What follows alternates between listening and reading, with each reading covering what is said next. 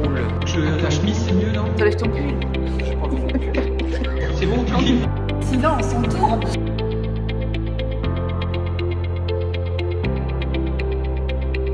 Bonjour Daniel Roy, donc on est là aujourd'hui pour vous demander sur le vif ce que vous pensez du thème de Piponia.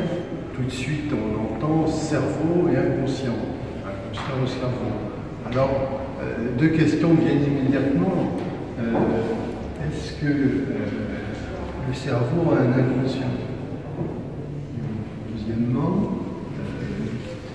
où est-ce que l'on va localiser l'inconscient dans le cerveau? Deux questions qui apparaissent immédiatement inettes.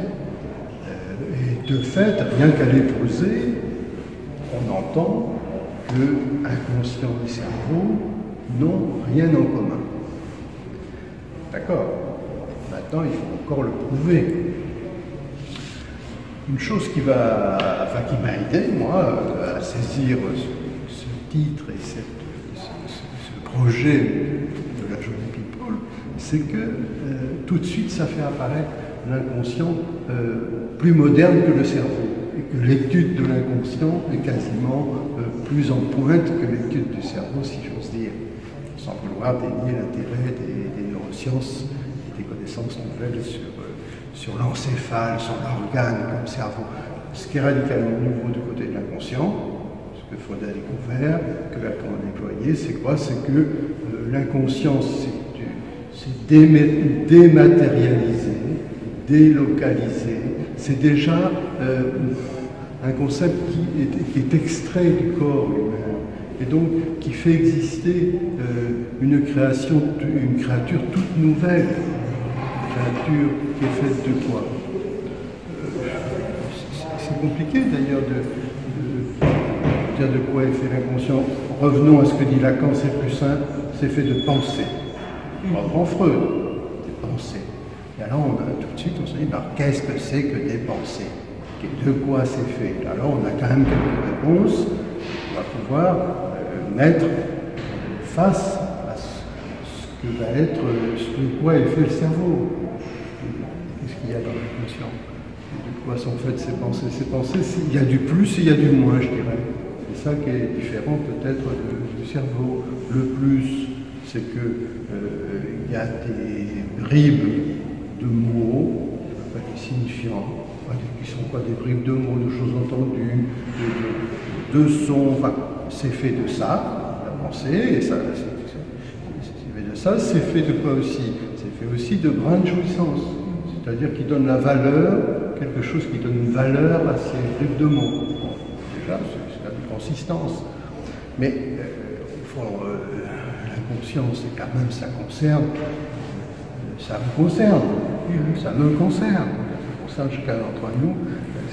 Et là, c'est difficile de saisir de quelle façon ça nous attrape. Alors, ça nous attrape, semble-t-il, par un truc en moins, c'est-à-dire qu'il y a un effet de perte qui s'opère chaque fois que l'on pense, et c'est dans cette perte qu'on se trouve, nous.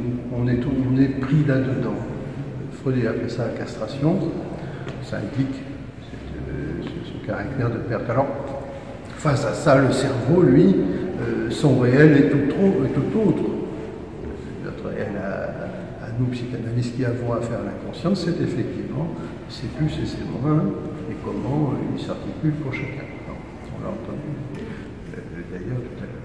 Et parce qu'ici nous sommes à question d'école, excusez-nous. Le cerveau, lui, c'est un organe.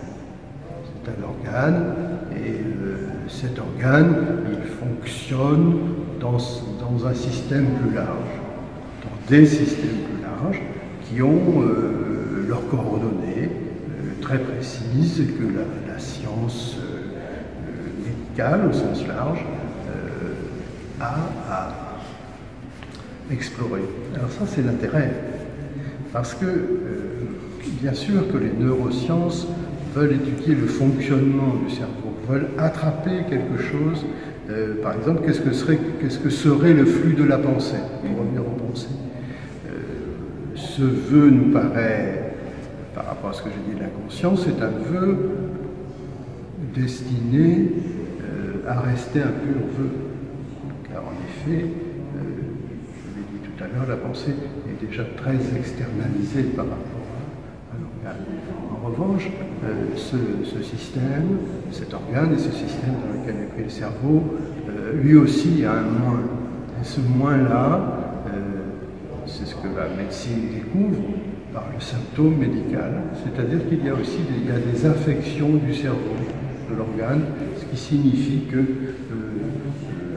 l'être parlant est intéressé aussi à son cerveau quand il ne fonctionne pas très bien.